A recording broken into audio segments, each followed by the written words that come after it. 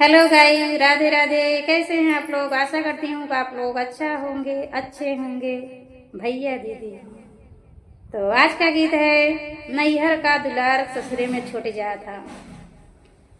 जो जो मनमाने जो जो किए रहते हैं नैहर में, काम नहीं किए रहते हैं और प्यार दुलार ज़्यादा मिला रहता है, तो उनको ससुराल में क्या होता है गीत के माध्यम से आप लोग बताते हैं।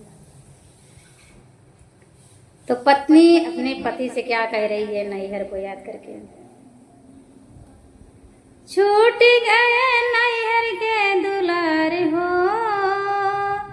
छूट गए नैहर के प्यार हो, पिया तोरे करनावा। छूट गए नैहर के दुलार हो, पिया तोरे करनावा।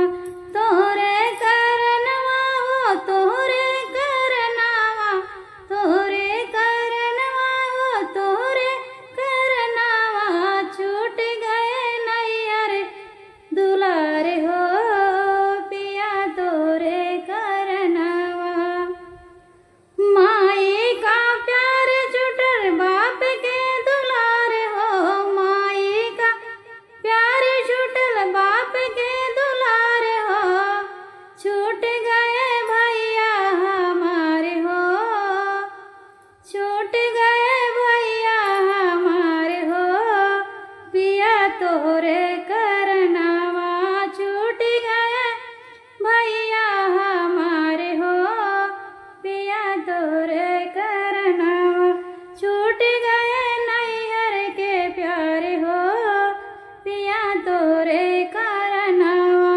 बहिनी का साथ छूटल सखिया के साथ हो, बहिनी के साथ छूटल सखिया के साथ हो। छूट गए नैहर के यार हो, छूट गए नैहर के यार हो, पिया तोरे करनावा। छूट गए यार के यार हो, पिया तोरे करनावा। छूटल बनैया दुलार हो, पिया तोरे भवनवा।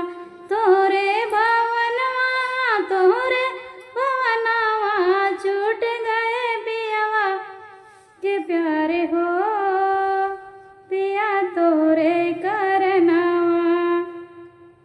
गाँव छूटल देश छूटल, गाँव छूटल देश छूटल, छूटल घर परिवार हो। गाँव छूटल देश छूटल, छूटल घर परिवार हो।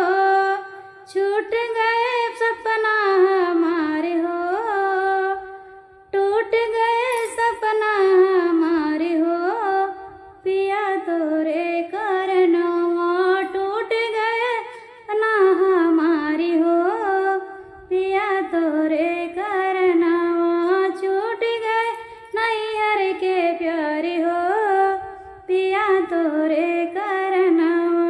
छूटल बा नैहर हमारे हो, पिया तोरे करनावा।